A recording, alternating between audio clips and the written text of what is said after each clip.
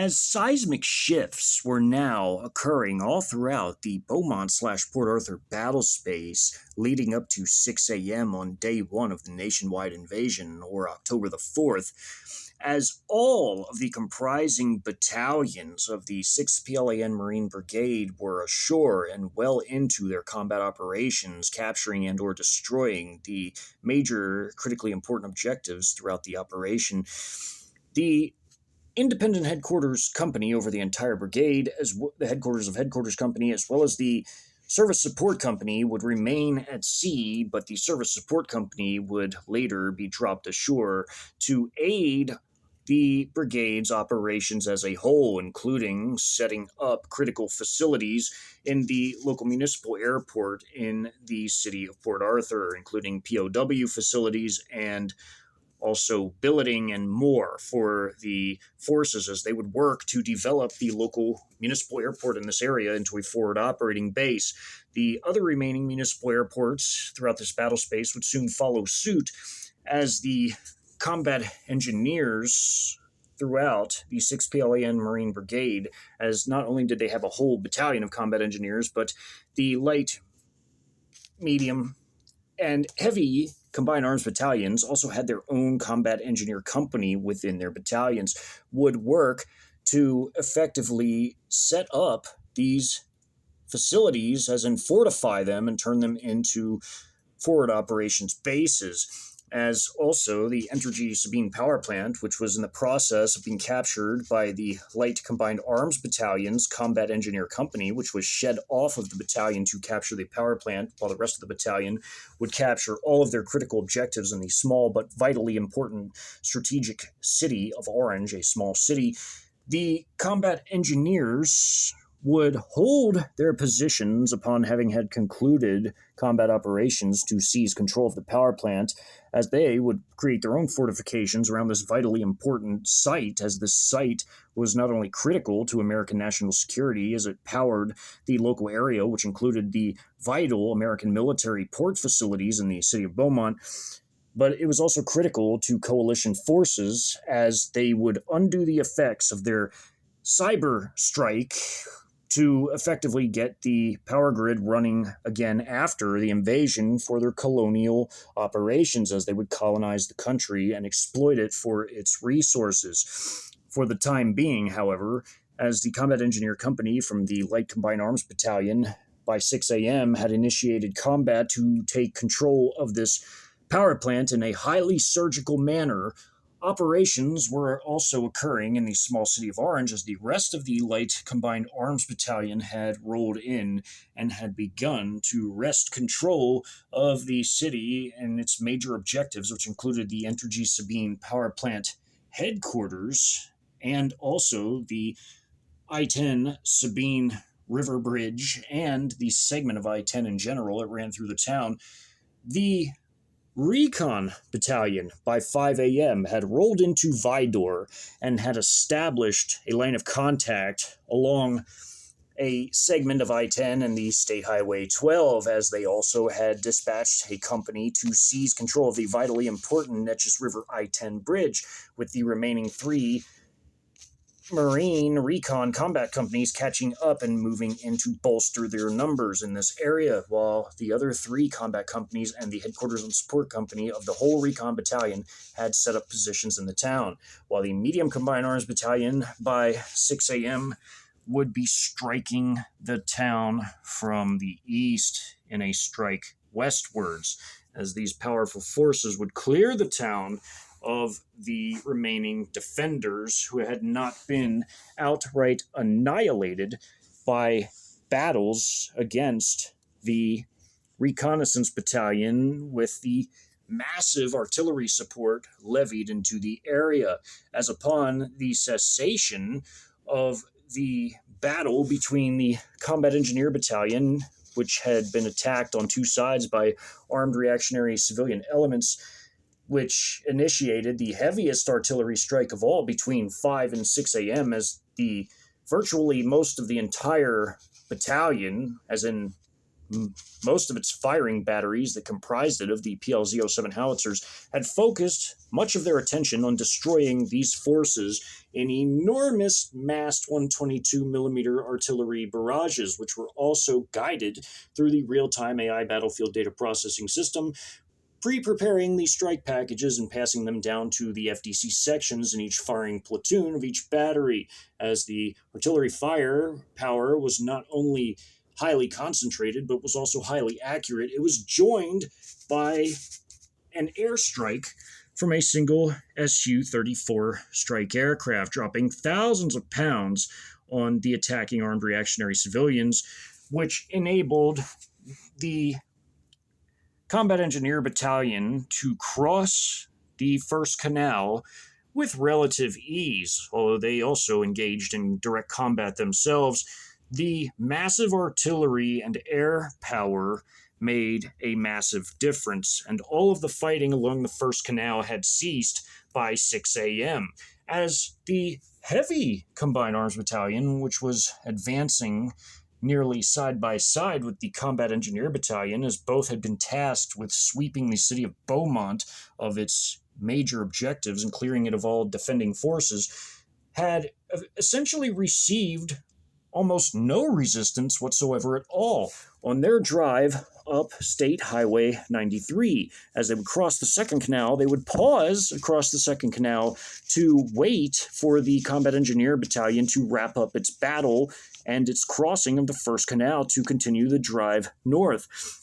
Although the fighting would end by 6 a.m., and the short logistical resupply pause carried out by the Heavy Combined Arms Battalion would see a limited skirmish occurring between a small scratch force put together by the 373rd Combat Sustainment Battalion, as they had essentially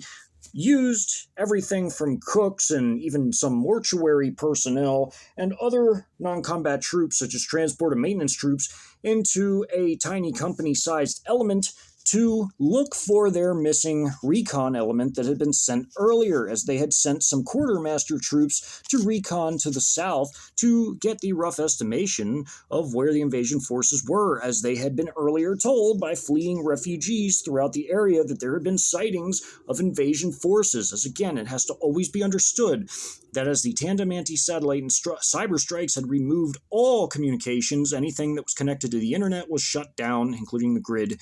telecom, internet, and more, and anything that depended on satellites to function was also now null and void, and therefore the American ISR gathering capabilities were highly primitive, as even their redundant capabilities, such as radio, portable radars that were generator-powered, and even drones no longer worked as well due to the electronic warfare jamming assets also deployed against these forces, such as this PLAN Y9LG electronic warfare / electronic intelligence aircraft, now operating over the area and jamming radio and other redundant systems, along with the electronic attack capabilities possessed by the Renhai-class guided missile cruisers that were off the coast and sailing further in, now that most, if not all, of any American forces that could threaten these vessels had been outright annihilated by the vigorous anti-ship missile strikes that initiated all of the hostilities that were followed up by the cruise missile strikes on bridges, and even in support of some of the operations that were occurring inland, such as the landing of the Recon Battalion, as well as also cruise missile strikes on mortar positions of the weapons company's mortar platoon set up to the slight northwest of the city, as the two companies, which were part of the larger 1st of the 123rd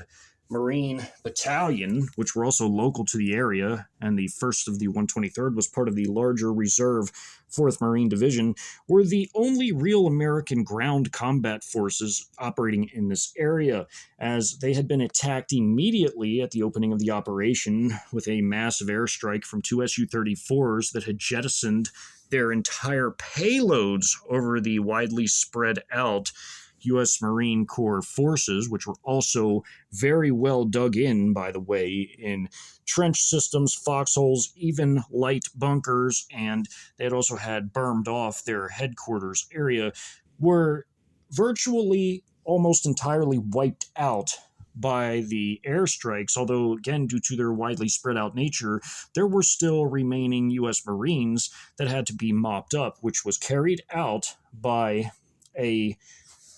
ground based platoon of one of the two freshly landed PLAN Marine Air Assault Infantry companies, as a platoon was dispatched from one to conduct a recon in force and then sweep the area. As they reconned the area and encountered the remaining U.S. Marine forces, the Combat Aviation Company within the 6th PLAN Marine Brigade's Air Assault Battalion had levied heavy fire support in the form of 23 millimeter cannon fire, HJ-08 ATGMs, and though some of them carried rockets, these would be held back for emergency situations as a means of fire support, as the artillery by that time had not all been landed at this point. Though the fighting lasted nearly several hours against the U.S. Marine forces, the Air Assault Battalion, using a combination of its attack helo gunships, the Z-9WAs from their Combat Aviation Company, the ground-based fire from the Air Assault Marine Infantry Platoon, along with massive 82 millimeter mortar strikes from the 82 millimeter Mortar Company, which was also landed in the north on the State Highway 96 bridge area, had finished off all but 50 remaining U.S. Marines who had managed to flee the area, who would end up essentially running into, in a thickly wooded and swampy area, a grouping of armed reactionary civilians, and this pocket would have to be mopped up on the second day, as the 6th PLAN Marine Brigade, in and of itself, was not a gargantuan force like the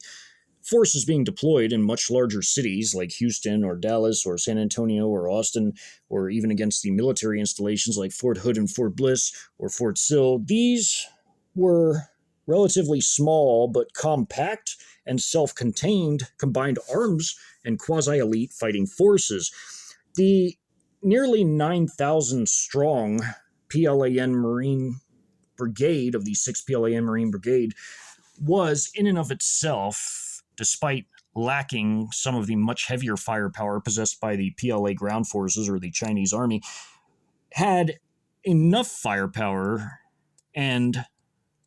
combined arms firepower to carry out an operation of this magnitude, as they did possess some capable weapons, such as their ZBD-05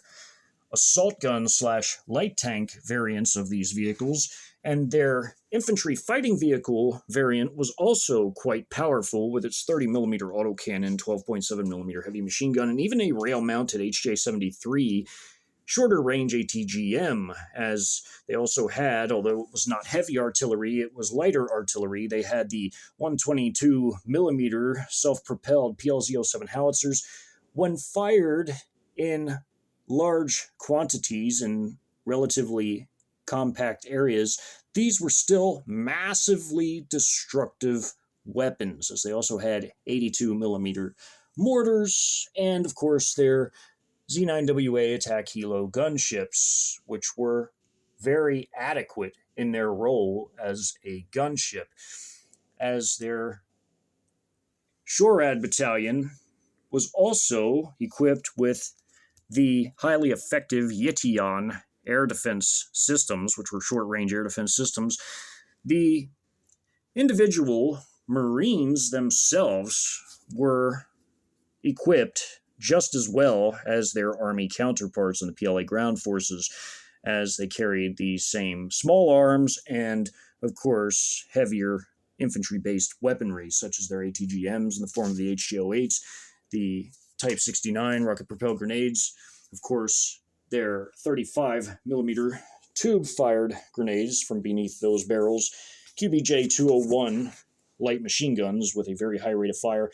and, of course, other standard weaponry. They also had their complement of armed and unarmed robotics in the form of quad-legged robots, and of course their demolition robots operated as well by the combat engineers, which included the track-based DJI models with the 4 pounds of C4 demolition charges on each vehicle. These were available in enormous quantities to the combat engineer elements, not just of the Brigade's Combat Engineer Battalion, but also of the combat engineer companies in the light, medium, and heavy combined arms battalions as well. So they also had FPV drone operators, and of course, although they didn't have the 48-tubed TEL version of the CH-901A loitering munition vehicles to deploy 48 at a time, they could at least use the single-tube versions, which could either be operated by the operator or set to the AI target-seeking mode, which, although operated in much smaller quantities at a time, were still highly effective weapons when deployed by the Marines. Of course, their combat engineering vehicle, the GSL-130, was a very robust and very capable engineering vehicle, which also included rocket-guided, line-clearing plastic explosive charges, which not only could clear paths through minefields, but absolutely demolish obstacles and other impediments that were in the way of the advancing PLAN forces. As by now, at 6 a.m., the entirety of the Recon Battalion was now firmly established inside the small town of Vidor, both along the segment of I-10 and State Highway 12, forming their original line of contact, which they had carried out between 5 and 6, as well as also, by now, having had the remaining 4 recon combat companies of the 6 PLAN Marine Brigade's Recon Battalion catch up from eradicating a pocket of armed reactionary civilians to bolster the position of the original single company that had seized control of the Neches River I-10 bridge by 5 a.m., or 5 hours into the nationwide invasion on October the 4th. As the key entry and exit points to the city of Beaumont were now firmly cut off, and any hope of reinforcements from the U.S. Marines was now dashed, as they had been destroyed early on in the operation, as well as being cut off from being able to enter the city, as originally the U.S. Marines had been placed outside of the city, as due to the mobilization of all the local Army Reserve forces, there was no room to bivouac them on the U.S. Army sites.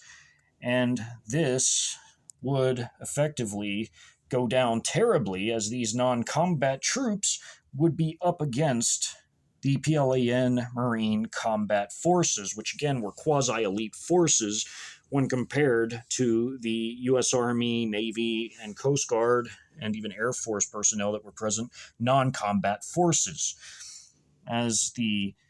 Port of Beaumont was a major national security site for the U.S. military, as it was responsible for overseas deployments as well as returning units, as the rail and port infrastructure accommodated massive numbers of vehicles as well as the shipping in the port.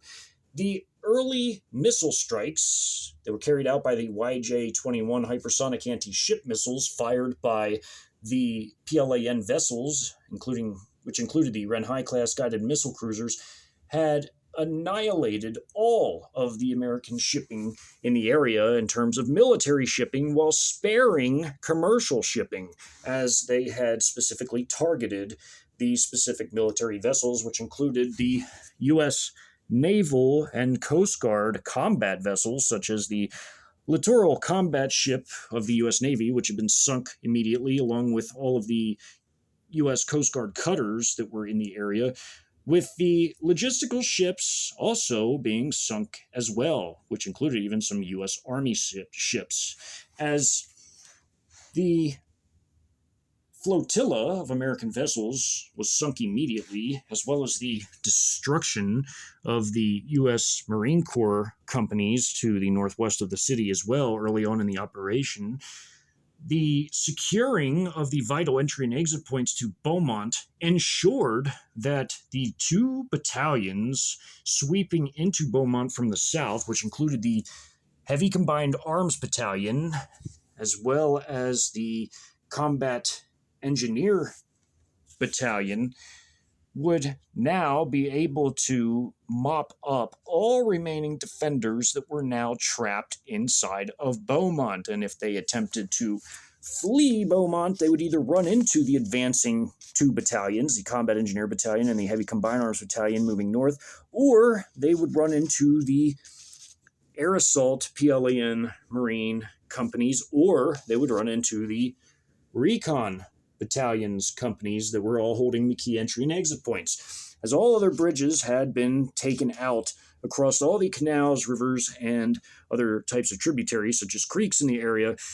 the operation to sweep Beaumont of the remaining defending forces, which again were mostly all logistical and non-combat forces, support troops, would be well underway and initiate by 7 a.m. after the Combat Engineer Battalion had essentially completed its combat operation while crossing the first canal, and the Heavy Combined Arms Battalion, which had paused after crossing the second and conducted a brief logistical resupply to top off their fuel, would initiate their drive once again between 6 and 7, arriving into the heart of Beaumont in its downtown and port area by 7 a.m., initiating combat against the remaining defenders in the area, as there were over a few thousand defenders in the downtown area. Combat here would be heavy and would also not just include the heavy firepower of the Heavy Combined Arms Battalion, along with the Combat Engineer Battalion, but also airstrikes from the PLAAF J-10 fighter aircraft, dropping each their pair of precision-guided 1,000-pound munitions on targets below, and the Su-34 strike aircraft with their remaining munitions that were not assisting other operations, such as the operation in Orange and Vidor, and the operation to repel counterattacks against the embattled two Air Assault Marine Infantry companies, would be utilized in the city to hit major targets, causing massive destruction to the urban landscape. As the forces advanced, they would meet small resistance as a grouping, upon having had paused after crossing the second canal, a small grouping, a tiny scratch force of quartermaster troops, maintenance troops, and others had been put together, a platoon-sized element, and had been sent effectively to scout the area as travelers, refugees, and passers-by who had seen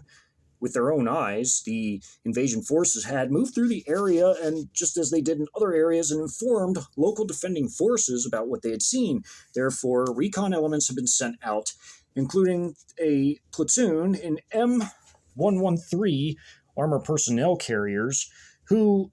just over a mile and a half away from the spearheading ZBD-05 light tank slash assault gun company of the Heavy Combined Arms Battalion were destroyed when the 105 millimeter rifled tank guns had honed in on these vehicles, as they had been seen ever since they had left the American military site in the downtown area, the U.S. Army Reserve Station. They had been seen the entire way on their route, and the real-time AI battlefield data processing system had sent down the targeting data to the lead company of the Heavy Combined Arms Battalion in their convoy formation, which was one of their two ZBD-05 light tank slash assault gun companies. As the Medium Combined Arms Battalion had one of these companies, the Heavy had two, and instead of four, Heavy Amphibious Marine Infantry companies had three, due to the addition in place of that, in lieu of that, of a second ZBD-05 light tank slash assault gun company in the Heavy Combined Arms Battalion. But the lead ZBD-05 assault gun slash light tank company, guided through the real-time AI battlefield data processing system, fired a barrage of highly accurate 105 millimeter shell fire, which slammed into the four advancing M113 armor personnel carriers of the tiny scouting party of the recon troops. And therefore, after having had not heard anything in an hour's time from these vehicles, another force, roughly a company-sized element, as well as also there would be local armed reactionary civilians that were en route in a very small grouping, would end up encountering the spearheading company of the Heavy Combined Arms Battalion, which again was one of the two ZBDO-5 assault gun / light tank companies, which would engage these American defending forces with heavy firepower, including the real-time AI battlefield data processing system using the real-time ISR data, calling in airstrikes from J-10 fighter aircraft and a single Su-34 strike aircraft in the area. Also, though artillery was available, it would not be called upon at this time, as the skirmish would be over exceedingly rapidly by the Heavy Combined Arms Battalion as they move toward their ultimate prize, which initially would be the U.S. Army Reserve Station containing the remnants of the rest of the 373rd Combat Sustainment Battalion, which essentially, as a force, consisted of medical, mortuary, ordnance classification, maintenance, transport, quartermaster, and other types of troops, including cooks and more. This supporting element had been freshly mobilized and all sent to this U.S. Army Reserve Station. The Combat Engineer Battalion, having had completed their drive over the Second Canal, would advance to the port area along the Neches River, as the 842nd Transportation Battalion and the 596 Transport Group or Transportation Battalion had their sites in this area, along with, to the north but to the south of I-10, the U.S. Military Sea Lift Command, which would be the responsibility of the Combat Engineer Battalion sweeping north parallel to the Heavy Combined Arms Battalion to sweep these areas, as the Heavy Combined Arms Battalion was to completely clear and eradicate all defending forces from the 373rd on the U.S. Army Reserve site. They would then move to secure a key junction in the heart of the city of I-10, as it effectively connected to State Highway 96 and other roads in the area, such as State Highway 90 and more. As this downtown area was a critical highway junction, the Heavy Combined Arms Battalion would spread out its companies throughout the area to hold it, while the combat engineers would clear everything along the Neches River port area, as this would lead into the early afternoon in terms of operations on day one. The fighting in the downtown would be far heavier than fighting in other places, such as the small city of Orange, the small town of Vidor, and other areas, as this area would see not only the thousands of local military defenders trying to hold out for their very lives, but also local armed reactionary civilians, both of the militia variety and, of course, the ordinary sloppy variety, trying to intervene in these operations to fight back against the invading forces of the PLAN 6th Marine Brigade. As in this area where the small skirmish would occur would be an area wherein there would be a railroad junction, including even a minor objective, which was still relatively important, but not a critical objective like those that were being driven upon by the Combat Engineer Battalion and Heavy Combined Arms Battalion. This water and sewage treatment facility, again as a minor objective, as it would be cleared by the advance of the lead company of the Heavy Combined Arms Battalion, would be later occupied by a company of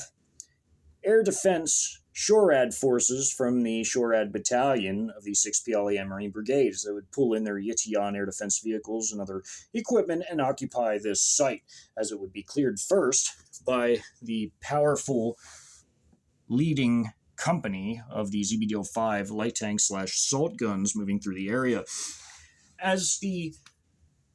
Two battalions were effectively moving in a convoy formation. The lead company in the skirmish would break apart into its combat platoons and headquarters platoon and would sweep the immediate area of all enemy combatants before reforming up to go for their objectives in the downtown area. Again, this would be a very short lived skirmish, and even as this skirmish was occurring, the Combat Engineer Battalion was already now again advancing parallel to the Heavy Combined Arms Battalion into the city of Beaumont, where it would be swept of all defending forces. As the fighting overall in this large node, this medium-sized city of Beaumont, would go on well into the afternoon, the most important objectives would be secured in the early afternoon by these two battalions. As in this area, with the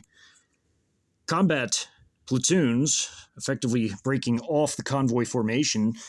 one would use its amphibious abilities to cross this small lake, as this was an area of small lakes and ponds, as well as a creek that ran through this area, as there was a street and a rail bridge over this area. This was the water and sewage treatment facility, and this was State Highway 96 that moved through this particular area. As there were some armed reactionary civilians in this area, as this color indicated the armed civilians, to distinguish them from the olive color, which was military personnel, as the scratch force of Max Pro MRAPs and M113 armored personnel carriers had been put together to find their lost missing platoon that they had earlier sent out for recon purposes, which was supposed to have immediately returned, but was fired at from over 1.5 miles away by the 105 millimeter rifled tank guns on these EBD-05 assault gun / light tank vehicles. They would, moving into this area, begin to encounter the PLAN Marines, as one of their 4 combat platoons would again use their amphibious abilities to cross this portion of the small lake. Another would go along the shores of the lake. One would advance up the road. Another, breaking into 5 individual vehicles, would sweep around this building supply company that sat along this road, while the headquarters platoon would come up right behind them and wait for the operation to conclude, where they would clear this area, as they would even contribute 2 single tube versions of the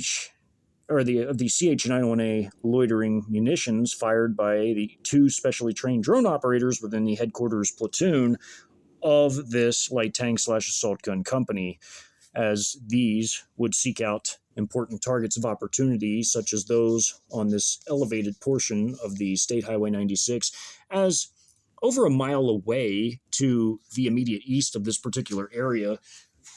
the Combat Engineer Battalion and its convoy formation was already reaching the southern portions of the port area by the time this tiny skirmish was taking place. As this skirmish would be over in just 40 minutes, the advance would continue by the Heavy Combined Arms Battalion, towards its ultimate aim, which would be to the north, the U.S. Army Reserve Station, as this area had already been hit by the PLA Strategic Missile Forces of the 616th Strategic Missile Forces Brigade, as opening hostilities along with the naval cruise missile strikes and anti-ship missile strikes came the tactical ballistic missile strikes, which were carried out by 8 tactical ballistic missiles, 4 apiece of the DF-11As and 4 of the DF-15Bs. As these were highly accurate tactical ballistic missiles, as with the Baidu guidance, they had a CEP of 20 meters, which was extremely accurate for a tactical ballistic missile. These struck vital buildings on the site, while other buildings were to be left intact, as they had a utility value for the occupation forces after the fighting, although they would be badly damaged by massive artillery strikes in the motor pool and airstrikes being carried out by PLAN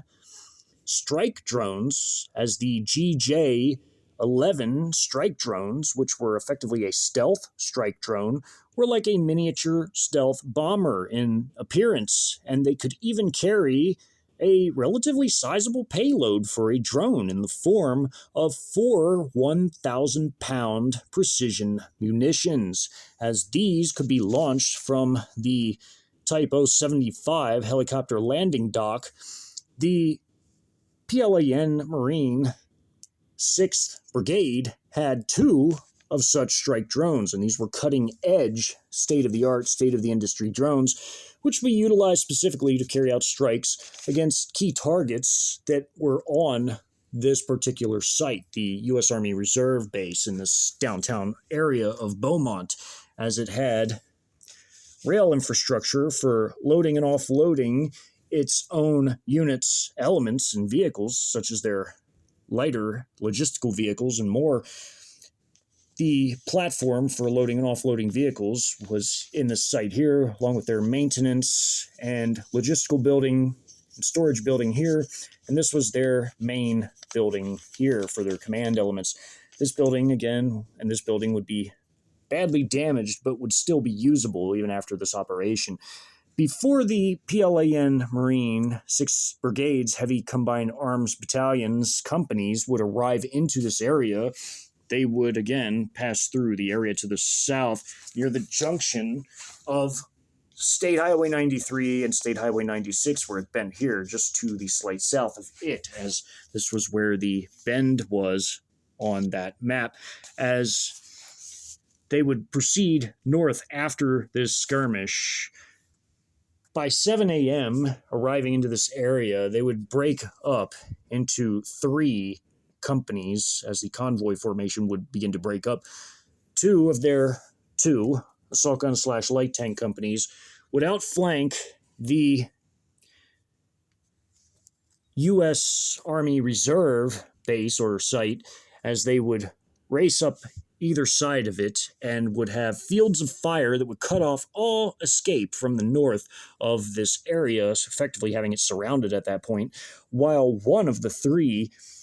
Marine Heavy Amphibious Infantry companies would pass through this industrial area, which was largely of sheet metal companies and an air conditioning company and other such companies, and would proceed directly to clear this facility, although this would happen, again, just after 7 a.m. The fighting being carried out by the PLAN Marine Combat Engineer Battalion would take place along the port, as not only were the military facilities key along the port area, but also in the port area, besides the military facilities of the 842nd Transportation Battalion and the 596 Transport Group just to the north,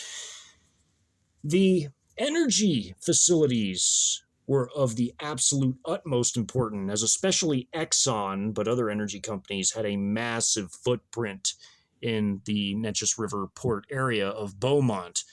There were even industries on the Vidor side of the port area, as the Neches River was a very windy river. It created many peninsulas throughout the area, and as it was deep enough to effectively be an inland port, the river wound through this area, creating a peninsula here, with there being lakes spread throughout the area. The Combat Engineer Battalion would dispatch 2 of its combat engineer combat companies to seize control of the U.S. Army port facilities, as well as also the other companies seizing control of the energy facilities. At this time, though, there would be frantic and retreating U.S. Army logistical forces from this port facility, including also from just to the north across this inland waterway, the peninsula that contained the 596 Transport Group. Many of the military forces would have been fleeing by this time, because already at the opening of hostilities, not only did the sabotage attacks occur by the MSS, which were the Chinese agents, the ISI, Pakistani intel agents, and also the Iranian Ministry of Intelligence agents planting demolition charges on certain key buildings and vehicles to cause panic and mass confusion. But the tactical ballistic missile strikes mentioned earlier had also come in and hit targets in the military areas along the port, while sparing the critically important port facilities, which were the docking facilities, cranes, and also the rail facilities that facilitated movement of vehicles and troops through the area, which needed to be spared at all costs. The energy facilities, of course, naturally were spared, and there were very minimal artillery strikes, at least initially, after the artillery battalion finally got ashore, as again, between 5 and 6, the vast majority of artillery firepower from the PLZ-07 Howitzer Battalion and its comprising firing batteries and its headquarters and support battery was directed in support of the crossing of the Combat Engineer Battalion across the first of two canals as they fought their way across. Although there was a small number of artillery firepower diverted to assist in Vidor and against the port facilities, the majority of the firing batteries would be, after this operation, conducting a phased advance to a new firing point, whereupon setting up would add massively more firepower to assist the operations in Beaumont and in Vidor, as 3 of the 7 firing batteries would fire into Vidor, which, of course, would mean they would have 24 howitzers aiding in the Vidor operation, with the remaining howitzers of the 4 remaining firing batteries devoted to the operations occurring in Beaumont, which also included the southwestern end of the city, where artillery would begin to be more forthcoming to fend off the attacking American armed reactionary civilians, as one of the 4 batteries devoted to the Beaumont operation, which would be 8 howitzers, would conduct numerous fire missions to repel attacking American forces, while the remaining 24 of the other 3 devoted to the Beaumont operation would be firing into the targets in the downtown area.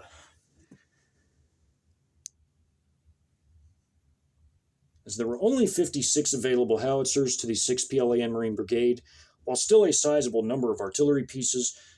having to divide amongst them so many targets would cause artillery fire to gradually destroy things over time, as these howitzers were constantly receiving fire missions through the real-time AI battlefield data processing system against numerous targets as they appeared and moved in real time throughout the battle space. As the coalition had a total iron grip in terms of ISR capabilities over the entirety of the battle space, any comprising American defending forces were always seen at all times if they were above ground and moving above ground, as those that were underground, of course, were naturally not seen, or those who were in extremely tiny groups and well hidden in the hinterlands were also difficult to see, but not impossible. The ISR capabilities, as they saw everything in real time, which they basically could see the entirety of the battle space, was mapping all positions of all forces, friendly and enemy alike, defender and attacker alike, in real time as they moved, as they mustered together and appeared, as due to the lack of communications from the tandem anti-satellite cyber strikes and the use of electronic warfare jamming assets, it forced armed reactionary civilian groups to muster together into larger groups which were easier to see, although the more wise among them stayed in small groups or disguised themselves in civilian clothing and hid weapons very well so that they could pass as non-combatants. But those that clustered together due to the communications issues were rapidly and immediately seen and rapidly and near instantaneously destroyed as strike packages got passed down to artillery and other ground forces, to the attack helo gunships even, and, of course, the aviation assets of the PLAAF and Russian VVS. The Chinese and Russian air forces operating aircraft over this area had allocated between them a very sizable number of air-to-ground munitions, even in this early stage, before the 2 J-10 squadrons would return to base to rearm with mostly air-to-ground munitions. Even with the 24 total J-10 fighter aircraft, each having a pair of 1,000-pound laser-guided precision munitions, was still a relatively sizable amount of air-to-ground munitions between all of the aircraft combined, and all of them would expend all of these air-to-ground munitions before conducting their RTB, as they would all be will have left officially the battlefield by no later than 9 a.m. to conduct their RTB and would return just over several hours later, as their ground crews would work like race car pit crews to get the aircraft rearmed, refueled, and any needed maintenance procedures carried out to get them airworthy for their next combat missions as fast as possible. By then, the remaining firepower of the ground forces, whether it was their 82mm mortar fire, their assault gun / light tank fire, their artillery fire, etc., would be plenty to mop up anything else that even remained on the battlefield, which after the destruction of the U.S. Army forces defending the city would mostly leave nothing remaining except for small groupings of armed reactionary civilians, whether in the form of organized militias or loners, or small groups of informal gatherings that were traveling together,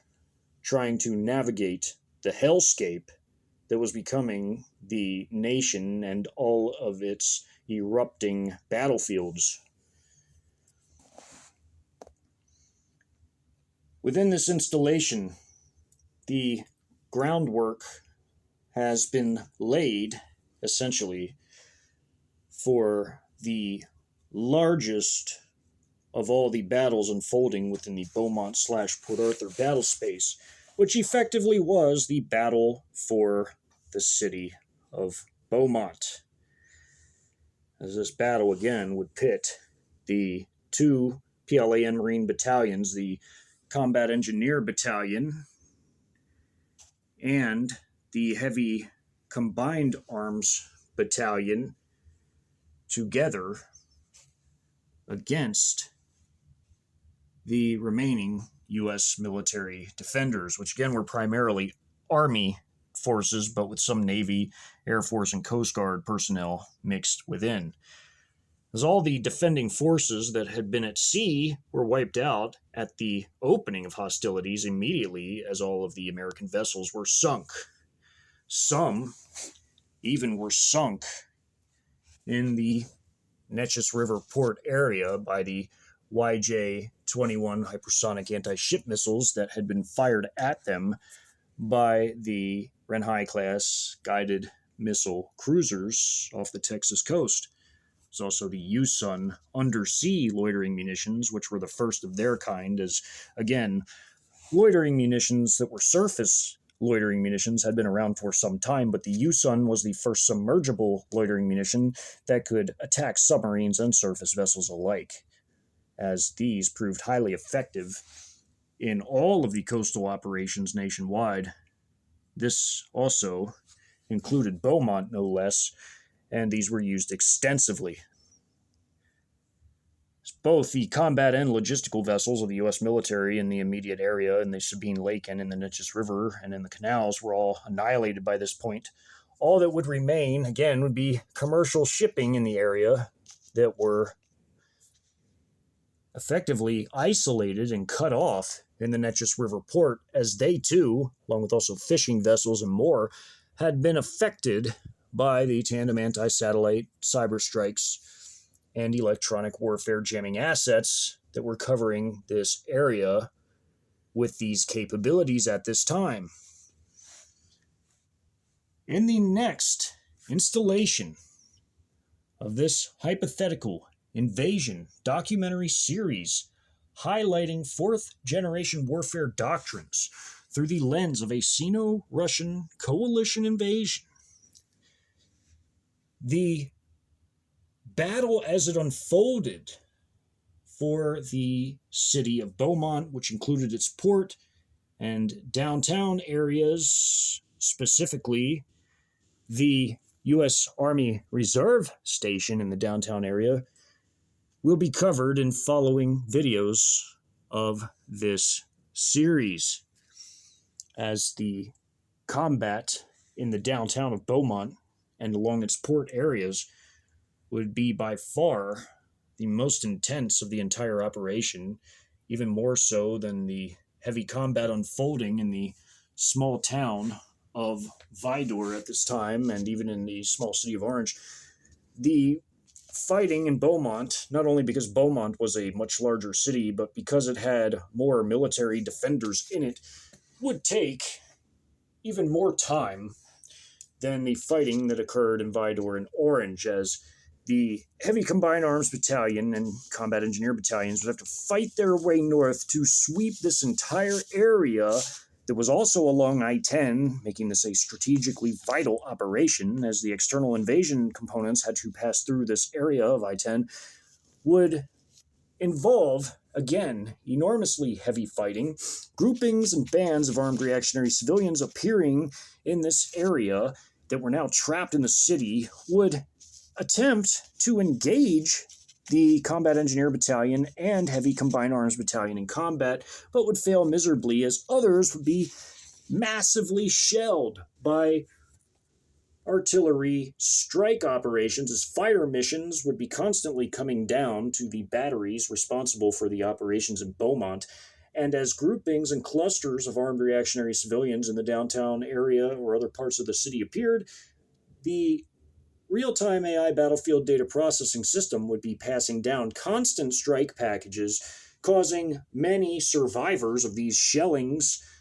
in these areas to flee or attempt to flee, only to run into the air assault PLAN Marine troops guarding the northern entry and exit point in and out of the city of Beaumont, as they would then not only be struck by more artillery fire, as they would be seen in this area, as they were seen their entire duration of their movement and appearance, they would also be struck by attack helo gunships of the patrolling Combat Aviation Company of the Air Assault Battalion of the 6th PLAN Marine Brigade, as these gunships were constantly roving this area, as they would only return to the Type 075 helicopter landing dock / assault ship for more fuel and munitions and maintenance. They were a constant in this area, giving support to their ground troops that were operating along the crossing point of the State Highway 96 bridge. Also, there were 82 millimeter mortars for fire support in this area from the 82 millimeter mortar company of the Air Assault Battalion as well, to offer ground-based fire support that was very potent against any forces attempting to attack these positions. While within the city, as the massive combat operation was beginning against the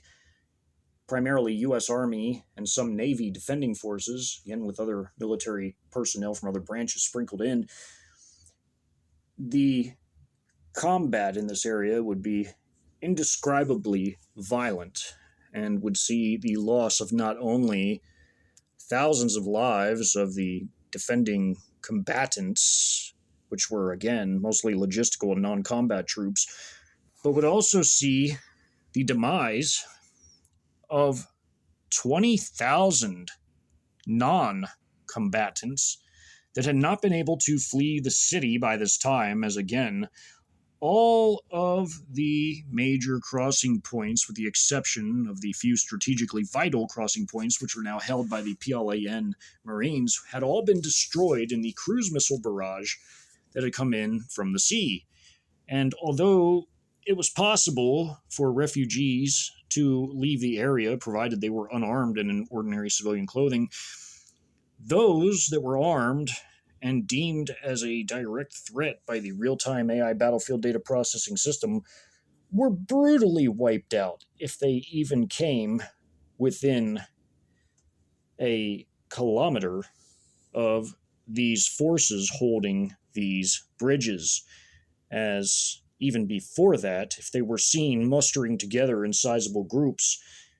artillery fire or even airstrikes, in some cases, would be diverted directly to smash these forces. As again, all forces operating above ground were seen at all times. Again, unless they were in extremely small groups and extremely well hidden, i.e. under coniferous pines that disguised IR signatures or were underground, using sewage and drainage systems to get around. Everything above ground, especially in larger groups, was given high priority status for strikes, as in the larger the group and the more armed the group, the more of a threat they were deemed by the real-time AI battlefield data processing system, and thus the more firepower that was diverted to destroy them. Although at the time,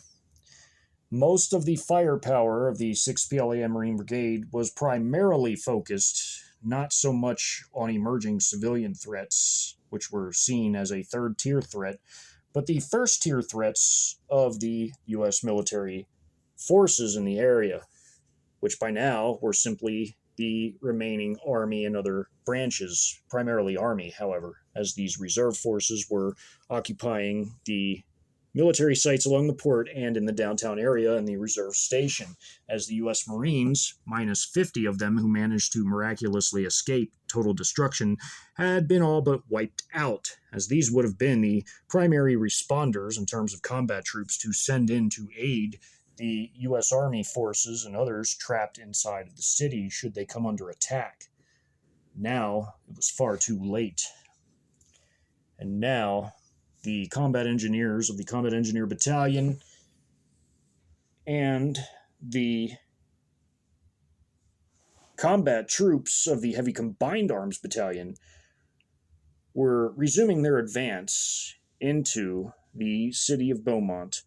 to mop up any and all remaining resistance with the heaviest possible force.